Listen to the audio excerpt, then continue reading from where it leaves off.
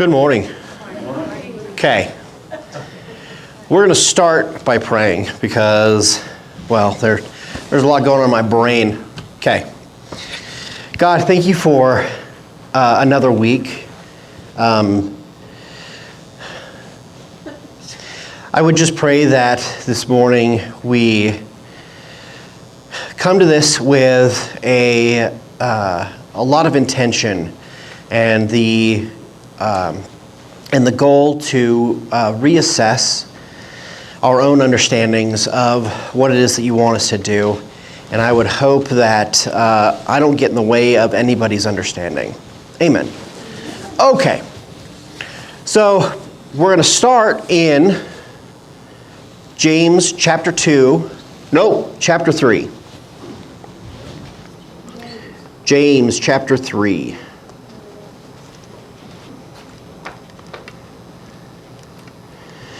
Okay, so this mini-series has been going over what I have been calling enchantment. And this idea of enchantment is, how do I say this? It came about in the last 4 or 5 years that I heard this term being used over and over again, where the world and people are starting to be re-enchanted. And it's also tied to the fact that I've been working really hard on writing my own story. Not like my own personal life story, but a story. And I've been digging into a lot of very famous authors and how they construct stories and where they get their ideas from. And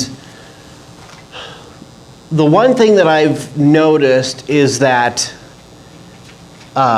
whenever an author writes something, they're writing it with the intention to portray a truth. That truth can be in a lot of different forms. We'll go over a quick example right now. I will give you the act 1 of a story, and you're going to tell me what story it is. Okay? Act 1 of the story is slow and steady wins the race. Tortoise and the hare. Okay? Act 1 is proposal. The story is proposing an idea. Act 2 is the argument. Why does slow and steady win the race? And in the story, the rabbit or the hare is going so fast that he thinks he has the advantage and takes advantage of the advantage and kind of lazies around a bit and wastes too much time. Then the conclusion, which is Act 3, is that it's exactly what the argument or the proposal is that slow and steady wins the race. What the story is doing is trying to prove something to you. Now, one thing that we often forget is that the Bible is written with the same idea because the ancient world is seen through story. We have a perverse way of looking at the world where we think in more scientific terms. Now, I use that word perverse intentionally. When we look at the ancient world, there are 3 types of what they would call enchantment. The first one is the true enchantment. This is what stories like the tortoise and the hare have that carries it through time, right? The second one is the forgery enchantment. The forgery enchantment works in the mundane and monotonous world. Things that become tedious, things that become boring and bland, that's the work of the forgery enchantment. The third one is the perverse enchantment. This is a type of, the intention is to gain power over this primary world, the material world we live in. So in those are 3 ways that people see the world. The first one, the true enchantment, is rarer and rarer in our lifetime. The forgery is super common. The perverse enchantment is becoming more common. Okay? So if you were to look at your own life and you have the symptoms of being bored, finding it monotonous, finding it tedious, bland, and meaningless, that's a sign that you're under a forgery enchantment. You're kind of captive. The other one, the perverse enchantment, is it's harder to convince people that they're under this because it is so potent that if you find yourself always trying to struggle and fight to gain control, you're probably under the control of a perverse enchantment. Now, where do these come from? I've kind of already hinted at it. It comes from the stories you consume. In our modern day world, we make the error of thinking that stories and, let's put it this way, you can spend your time outside of your necessary duties either being entertained or escaping. Now, Tolkien uses those words intentionally. He says that if you have a story and all it's doing is entertaining you, it is lacking enchantment quality. If it is an escape story where you read it or you're in it and you forget that you're in the primary world, that's a true enchantment. The perverse enchantment is often confused with the forgery enchantment because in our mundane world, we think everything is just entertainment, which is why the story qualities have gone horribly wrong. When you go to the movie, they expect you to just be there for the 2 hours and then walk out and like nothing happened. It's just entertainment. But the problem is that there are authors out there, and there are writers and there are directors out there who know differently, that actually what they can do is they can make you forget this primary world. The Bible writers are no different. The Bible writers, even in the New Testament, knew that if they told it in a story form, they were going to be more effective than even, this is the difference between the Gospels and the letters after it, is that the Gospels are all written in story form, and the letters after it from the apostles and the disciples are prescriptive. They're instructional. We understand the letters better than the Gospels because we don't really understand how story works. And this is what I've been trying to cover the past 2 or 3 weeks, is that you have to relearn how to do story. In the realm of fantasy, we call these portals. Now in stories, you've seen these things pop up all the time. You have the wardrobe from Narnia. You have, in Star Wars, it's going to light speed. You get that tunnel of stars. In Stargate, it's the gate. In Star Trek, it's teleporting. Alice in Wonderland, you have the hole. James and the Giant Peach, you have the hole in the peach. You have, there's so holes. Who said holes? Did somebody say holes? Nope. All right, I'm hallucinating. All right. So the thing is that this event that is a portal it's on purpose. People aren't sitting down at the desk and like, okay, well, how do I get this guy from here to here? Well, I'll just make a magical transportation device that puts him in the fantasy world. Oh, another one, Wizard of Oz, the tornado. Anyway, sorry. So, no, what the author is doing is the author is describing something real that happens. Anytime you intake new information, the world around you changes. It is altered. This idea of meaning is a key component to enchantment, but it's not the only component.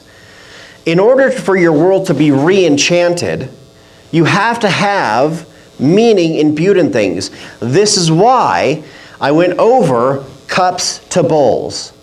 When is a cup a cup? When is a bowl a bowl? When does a cup become a bowl? Right? Because the meaning, although you can give something meaning, you are in great danger of misusing the thing. You can use a hammer as a nutcracker, but the person who made the hammer did not intend it to be that way, which is why there is such a thing called a nutcracker. We have that item, it's invented. You can use it however you want, Okay, in this hammer illustration, you see the perverse enchantment. I need this nut opened. I don't have a nutcracker, so I'm going to use this item however I want to use it and smash the nut open. Now, I know what you're thinking. That's no big deal. It's just a hammer to a nut. Yes, until you take that principle and you carry it, you transpose it upward into the rest of your life. How do I say it? What you're describing when you say it's just a hammer to a nut is you're exposing the fact that you're under the mundane forgery enchantment. Okay? We do the same thing with the Bible all the time. We say things like, well, I know they said that the Red Sea was parted, but really what it was this natural phenomenon where a gust of wind came by and split the sea open, or it was an earthquake. Okay, that also is a mundane enchantment. Because the master mundane enchanters of this era are the scientists. They want to reduce everything down to its base formation, all its chemical compounds and atomic structures. Okay? That is transposed upward to us, where, oh, well, you're just a clump of cells. Your family structure is just a social dynamic. The town is just a larger form of that structural dynamic. Or cultural dynamic, and it goes on and on and on upwards. The problem is that when you go up, and throughout time, you have something inside you that wants a deeper meaning. C.S. Lewis, C.S. Lewis talks about having this inner desire for a far-off country. When you, okay, we're going to get a little abstract here. When your world changes and you go from a mundane world through a portal into an enchanted world, you change what you think can happen into what you think should happen. You stop thinking of the hammer as, well, it could be a nutcracker, it could be a murder weapon, it could be for hammers or for nails. Well, it could be for hammers if you want to get real crazy. It could be for screws, right? You can use that hammer however you want. But when you go through a portal, what happens is you start looking at things as how they should be used, or what should happen. In philosophy, they call this ought versus is, right? So the ought is how it ought to be. Okay, if you don't have the desire for how things ought to be, you're way down at the bottom of the mundane enchanted world. What Tolkien says when he's talking about fairies is he says this being deep inside the mundane enchantment, you have to be given a desire to get out of it. And this is what Lewis calls a longing for a far-off country. So Lewis says this: by ceasing for a moment to consider my own wants, I have begun to learn better what I really wanted. When I attempted a few minutes ago to describe our spiritual longings, I was omitting one of their most curious characteristics. We usually notice it just as the moment of vision dies away, as the music ends, or as the landscape loses the celestial light. What we feel then has been well described by Keats as the journey homeward to habitual self. You know what I mean. For a few minutes, we have had the illusion of belonging to that world. Now we wake to find that it is no such thing. Oh. No. We have been mere spectators. Beauty has smiled, but not to welcome us. Her face was turned in our direction, but not to see us. We have not been accepted, welcomed, or taken into the dance. We may go when we please. We may stay if we can. nobody marks us. A scientist may reply that since most of the things we call beautiful are innate, it is not very surprising that they take no notice of us. That, of course, is true. It is not the physical object that I am speaking of, but the indescribable something of which they become, for a moment, the messengers. And part of the bitterness which mixes with the sweetness of that message is due to the fact that it is seldom seems to be a message intended for us, but rather something we have overheard. By bitterness, I mean pain, not resentment. We should hardly dare to ask that any notice be taken of ourselves, but we pine. The sense that in this universe we are treated as strangers, the longing to be acknowledged, to meet with some response, to bridge some chasm yawns between us and reality, is part of our inconsolable secret. And surely from this point of view, the promise of glory, in the sense described, becomes highly relevant to our deep desire, for glory means good report with God, acceptance by God, response, acknowledgement, and welcomed into the heart of things. The door on which we have been knocking all our lives will open at last. So when we're talking about re-enchantment, what we're doing is we're trying to give an answer to a deep desire that the Christians are betting that everyone has. That inside everyone is this idea of how things ought to be. The story is intended to reach that and answer what that is. The reason why you hear a story and you cling on to it is because some part of you says it ought to be that way. It ought to be that the slow and steady wins the race. It ought to be that the orphan boy gets picked up by the wizard and whisked off to become the hero. Right? That ought has different forms. But that the ought exists is proof that there is something beyond that we're longing for. But how do you get there?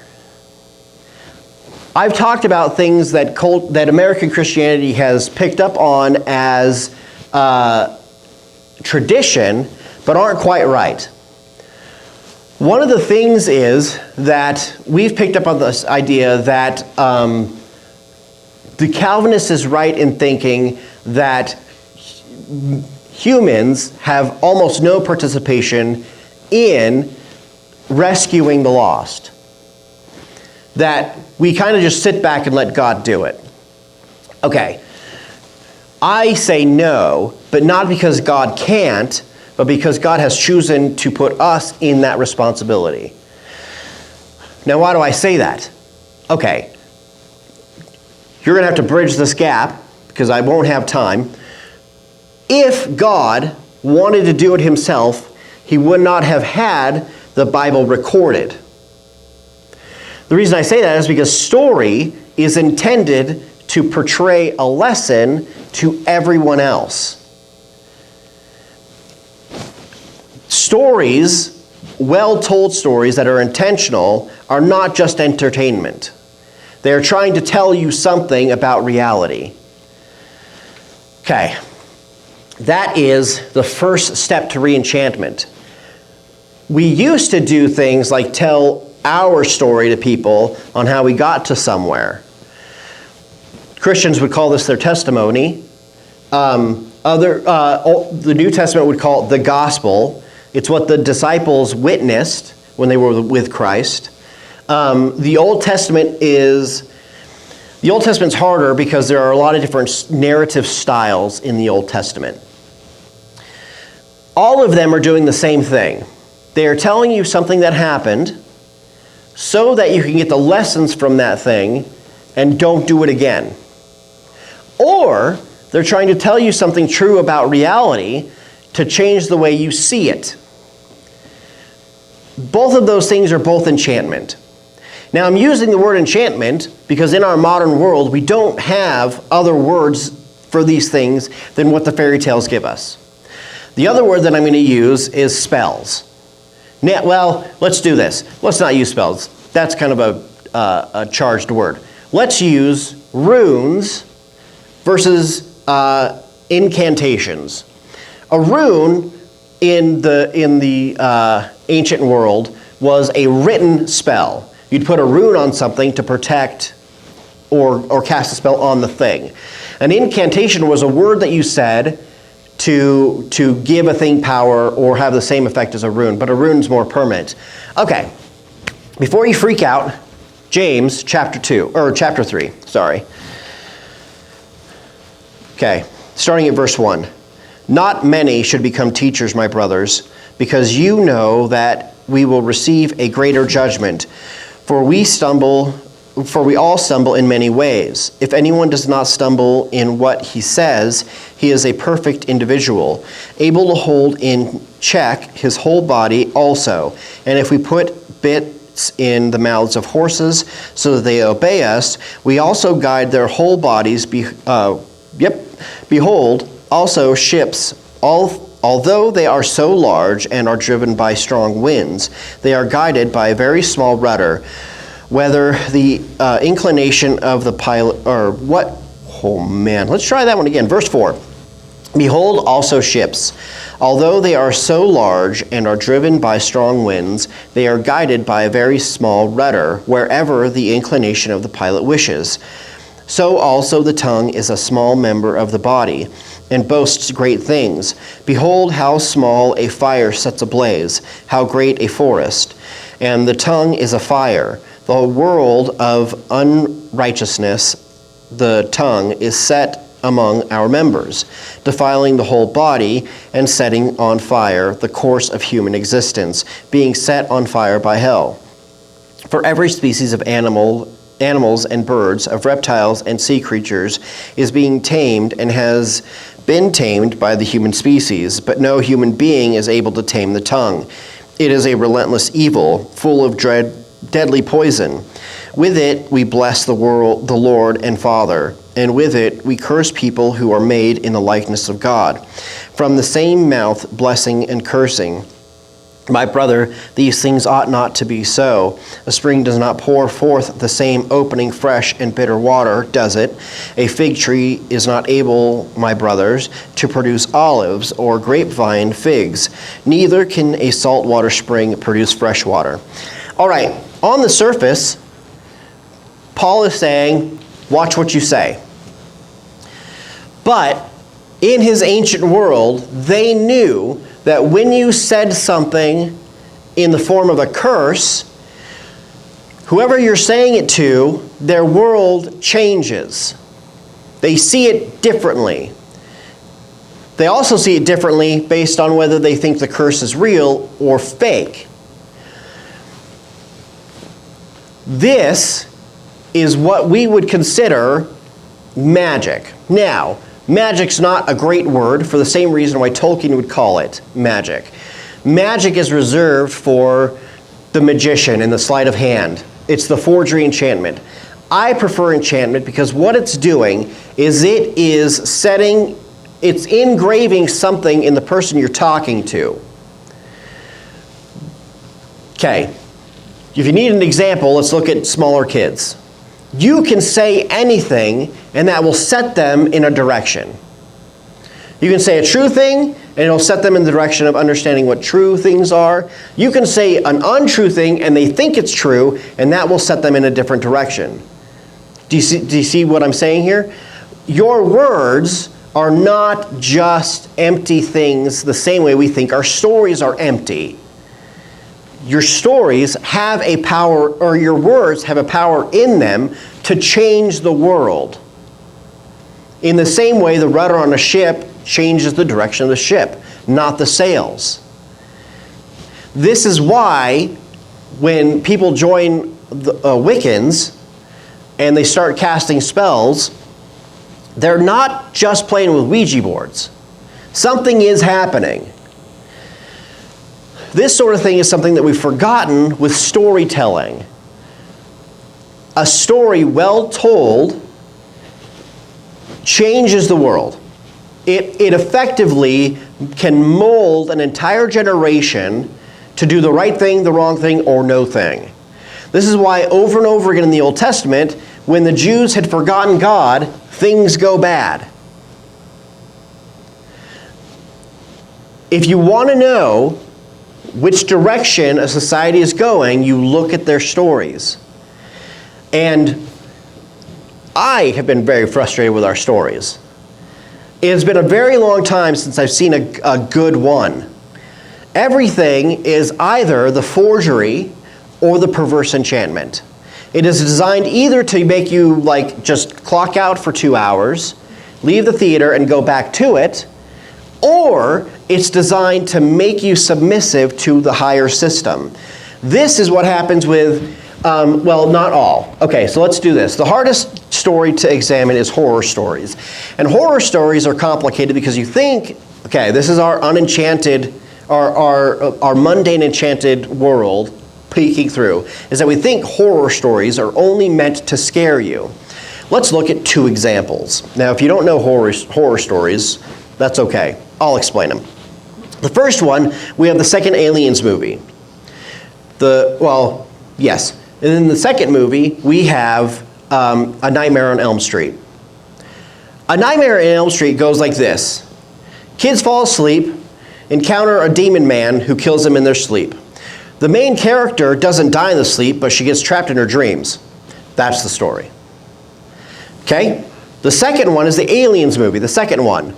Ripley, the main character, wakes up from her hibernation cryosleep, and she is in the hospital bed, and she wakes up and she says, the doctor FaceTimes her and says, do you want me to give you another sedative so you can sleep? And Ripley says, no, I've slept long enough. Throughout the movie, she finds a girl who's trapped on the ship. The aliens have invaded and trying to kill everybody. She finds a girl named Newt. At the end of the movie, Ripley slays the brood mother, the queen, who was, the aliens are keeping her up at night from her nightmares. And she slays the queen. They go into cryosleep, and Newt asks Ripley, do you think we can sleep tonight? Do you think I'll dream? And Ripley answers, yeah, I think we both can. Okay. Those are the 2 types of enchantment in horror story. Aliens is the true enchantment because it's trying to tell you something true about the world, even though it's a scary movie. Nightmare on Elm Street is only trying to keep the fear above you to control you. There is no way out. You should be afraid of the things because there's no conquering the monster. Alien says you can conquer the monster and dream again. Okay? That is one of the clearest examples of the 2 types of competing enchantments that we have in the world today. The third is the mundane enchantment. Okay, 80% of Marvel movies are this mundane enchantment. They want you to go into the theater, you might get a cool lesson or story in it, but then they want you to leave and keep a lookout for the movie coming out next year. That's the whole thing. And then what they'll do sometimes is they'll go back through the catalog of human history since the 80s, and they'll grab a movie and they're like, you know what, this was cool, let's do it again. But this time, let's do something crazy. Let's take the guy main character, put a girl in the situation, and then let's not actually change anything. This is how I became disenchanted with Star Wars. Right? Star Wars starts out as the story about a boy on a farm planet who gets picked up by a wizard, taken, and becomes the hero by blowing up the Death Star. The monster can be defeated. That's a very common trope in stories, is defeating the monster. Okay. With that said, when we look at the Bible, it's a little bit more complex because we don't have one story, or at least that's how it looks. With the Bible, what we have is we have a long history of stories. And in this history of stories, there are many rhythms to it. At one point, we're talking about why it's important to be honest. At another point, we're talking about why it's important to slaughter everybody in the land so that you can have the land, right? That's what it seems like. How do I get from being under a mundane enchantment to being re-enchanted with the Bible and Christianity again? It's not easy. What you're asking is for instructions on how do I find a portal, get through it, survive, become the hero. Well, There are billions of stories throughout all of human history that tell you that story. All I can say is this: there are two ways that re-enchantment happens in stories. One is the portal. You find a portal, you go through it, and you go into the world. Okay, the danger of doing that on your own is the same danger we have with psychedelics. Psychedelics is that portal. The problem is that, let's back up. I'm sorry. Before you even get into a portal, there are two encounters with the other side. You have the transient, or the wizard, and you have the denizen, the white rabbit. Alice, near a tree reading a book, sees the white rabbit, follows it. The white rabbit doesn't actually want anything to do with her. Keeps saying, I'm late, I got things to do. You can follow me if you want, but I'm not going to help you. Alice gets trapped up in this world, and the problem with that method is that you're at the whim of the denizens, the people who live there. Okay, let's shift into Narnia.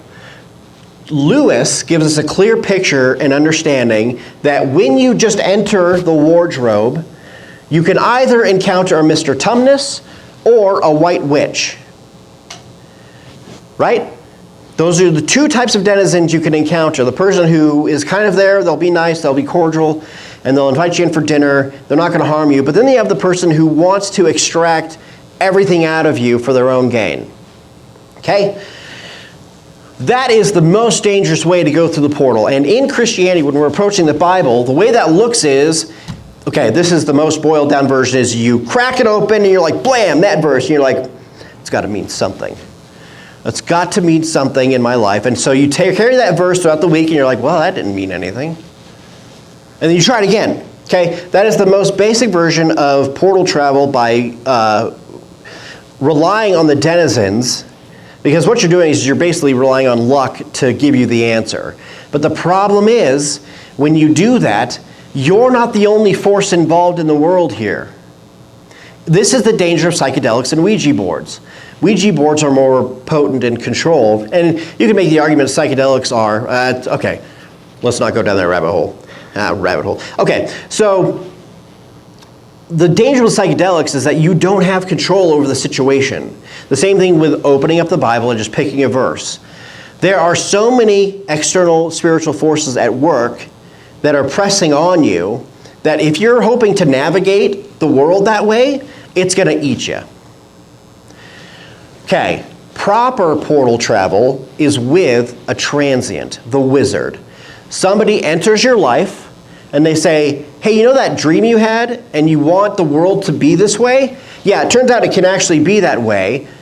Follow me, I'll show you. Okay, there should be like alarm bells going off on what I just said. Because one, you're probably thinking about some fairy tale characters that do that. Two, you're probably thinking about a real character that did that, Christ.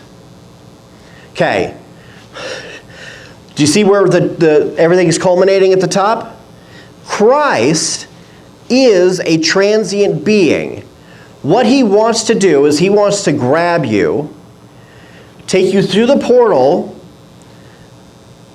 teach you some things, send you back through the portal so you can re-enchant the mundane world. This is what every fairy tale story that has the adult kid get picked up by the smart mentor, then taught something, then has to fight the monster, then saves, and by doing so saves the world. Okay, you wouldn't get this if we did what Christianity has done in America, well, in most of the world, since about the 4th century. And it's this idea, well, since Luther, really, the Reformation, it's this idea of sola scriptura, the Bible alone. Okay, that's not quite right. What we should be saying is prima scriptura. The scripture is primary. But what has happened is we're losing the ability to read the Bible because we have lost the waters that the Bible is written in, the understandings. When in the Old Testament, okay, let's do it. All right, we're going to do some flipping. Okay, let's start with Kings 22, verse 19. Oh, that was unwise. Okay, Kings 22, verse 19 through 23. And he said, therefore, hear the word of Yahweh. I saw Yahweh sitting on his throne with all the hosts of heaven standing beside him from his right hand and from his left hand. And Yahweh said, who will entice Ahab so that he will go up and fall at Ramoth Gilead? Then this one was saying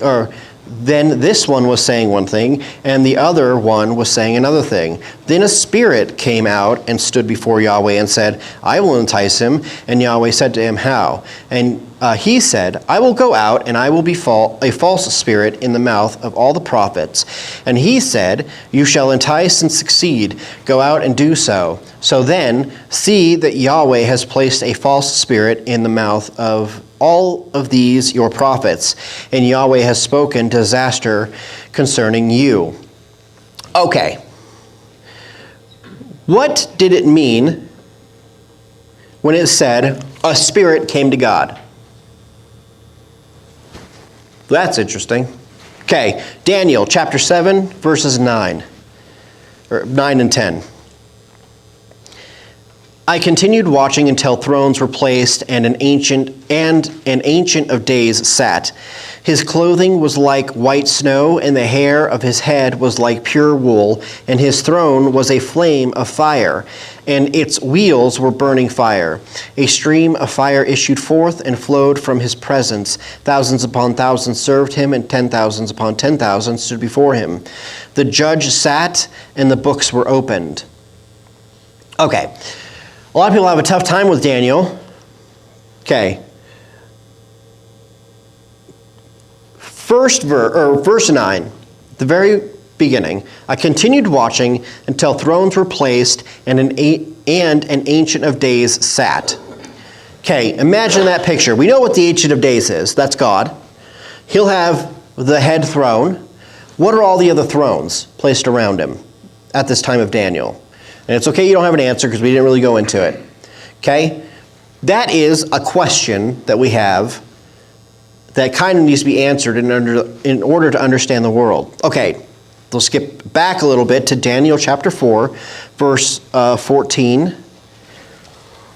He says, I was looking in the visions of my head as I lay on my bed, and look, a watcher and a holy one came down from heaven. Daniel chapter 4, verse 19, the sentence is by the decree of the watchers, and the decisions by the command of the holy ones, in order that the living will know that the Most High is sovereign over the kingdoms of humankind, and to whoever he wills, he gives it, and he even sets the hundreds of men over it. Verse 18, why did I do that? That's silly. Sorry, Deuteronomy chapter 32, verses 8 and 9. When the Most High apportioned the nations at his dividing up of the sons of humankind, he fixes the boundaries of peoples according to the number of the sons of God. For Yahweh's apportion, he was his people, Jacob the share of his inheritance. Okay. The reason why I can't go into this morning, all these verses, is because the same problem that we have when we're going into a portal. Something like this and re-enchanting the Bible is a long process of study and research. The question is, what is your intention?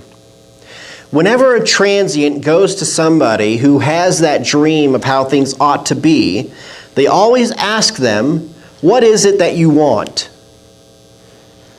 Now, if the person says something that can only be fulfilled through the mundane world, where it's like, I just want to wake up, I just want to have my farm, I just want to be left alone. Okay, the transient and the wizard can't do anything for you. You are going to be there until you're ready to move on. The only question is, will that transient or wizard be there when you finally wake up? Okay? The same thing happens with the Bible. You can live in a mundane, monotonous world. You can do it. But is that what you really want? If it isn't what you want, you have to step out intentionally. And when somebody comes to you and says, I've been there, what you want exists, but you've got to work for it. Here's the first step through this portal. Now, portal experiences in Christianity are what we call salvation, right? You get saved and you wake up, the world's different. This portal, now it sounds like what I'm talking about is like a doorway. You step through, the thing happens, and poof, magic. Sometimes. Sometimes a portal is a very long experience. Sometimes going through a portal means drifting a bit back and forth. This was what happened with C.S. Lewis. C.S. Lewis would kind of go into the Christian sphere, look around a bit, then he'll bounce over to this one, and he'll bounce like this, until he finally gets sucked in and pulled away by Tolkien. But everybody who goes through a portal and becomes re-enchanted has the same experience. One, the dream. They're like, the world should be a certain way, it ought to be this way. Then they pursue it. The pursuit is necessary. It's also what makes stories happen. You wouldn't pick up a book that says, once upon a time there once lived a hobbit, or there once was a hole in the ground where there lived a hobbit. The end. Right?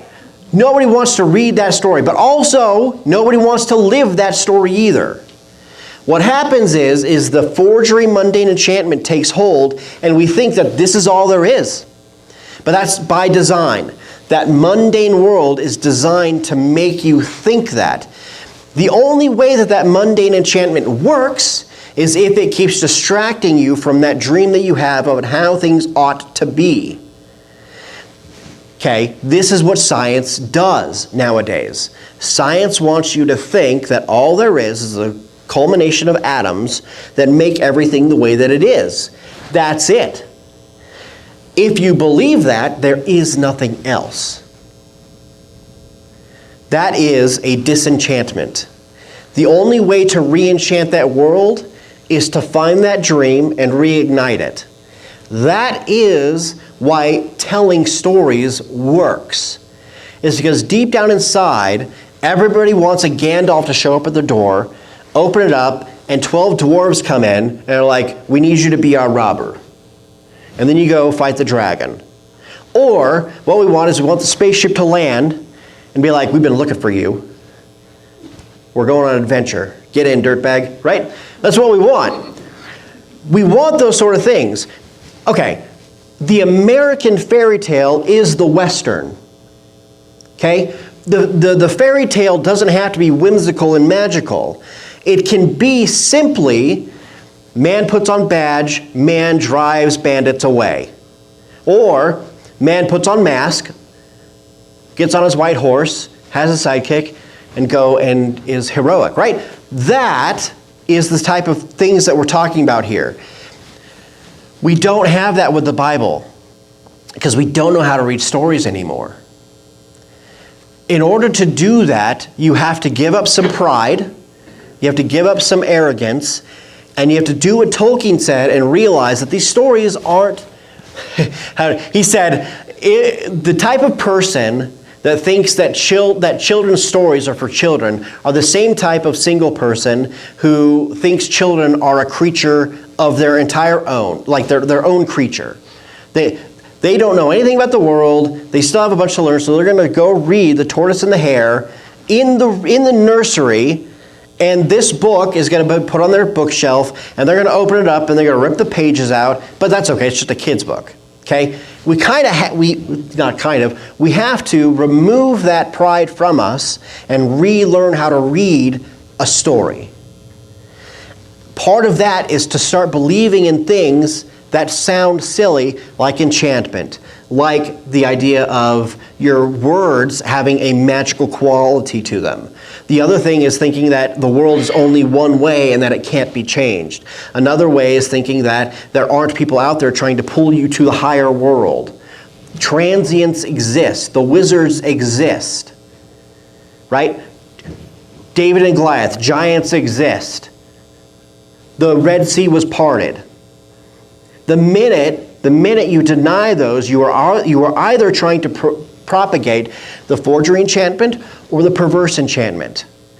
You're either trying to get control of the world because you are out of control, or you're trying to make the world mundane, because what does it mean that you want me to take these dwarves to their mountain, go underneath, steal this thing from the dragon, come out and help the dwarves get their house back?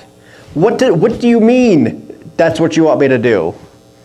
That is the Christian story. That's the biblical story, is that Christ wants to pick you up, ascend you, in order to save the rest of the captives. This is why Lewis says that we are in enemy-occupied territory. This is directly tied to something that I've been foreshadowing in these 3 lessons. If you think the fall of the world was Genesis, Adam and Eve ate fruit, we all had sin, things got messy for a good 3,000 years, then Christ showed up. He's away for a bit, but he said he's coming back, and then it'll all be over. Okay? That is the result of a mundane enchantment. The story is so much deeper. Why is it important to know that? Because the same thing that Paul says about words. If the story you have constructed in your head is that everything's bad because of sin, you are going to live accordingly, which means, logically, you're going to think, well, there's nothing I can do about it. That's not true on so many levels. First, what do we do with giants? What do you do with that? What do you do with the fact that there were giants on the planet? You have 3 options of enchantment. You can believe it, figure it out. You could crank it down to the mundane world and be like, well, they said giants, but it was really just figurative language or metaphor. Or you can use the perverse enchantment and you can say, yeah, there were giants and they're going to come get us someday, right? That's a silly version of it, but that's the idea, is that to propagate the story to make you afraid.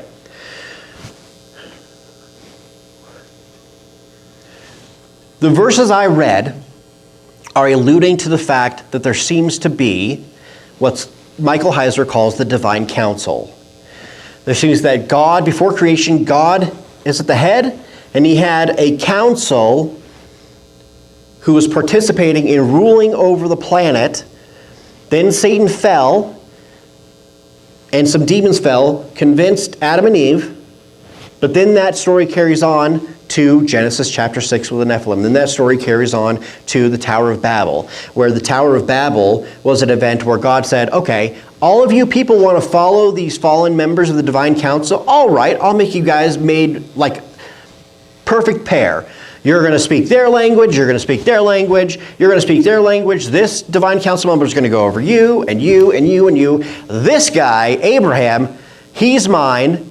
I'll start over. I'll give you guys a head start on this whole world project. So he plucks Abraham out, and he says, you're going to be the father of many nations. That carries on. Israel is formed as a nation coming out of Egypt, fighting the Egyptian gods. Side note, every plague that Moses enacts is representative of an Egyptian god to show that Yahweh is powerful over those gods. You miss that if you're not paying attention to that. We're talking about real gods and not just some parlor tricks. Then we carry on after the Israelites are set free. The Israelites have to cleanse the land. For why? The Tower of Babel. Each one of those nations is underneath a fallen divine council member. That divine council member is guiding them to all do the same thing.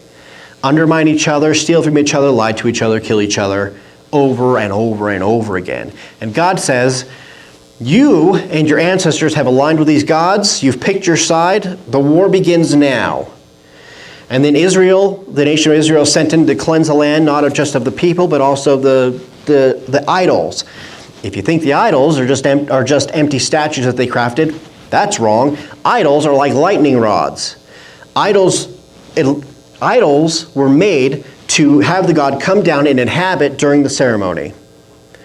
You had to destroy the idol and the people in order to eradicate everything about the God. That's the ancient world.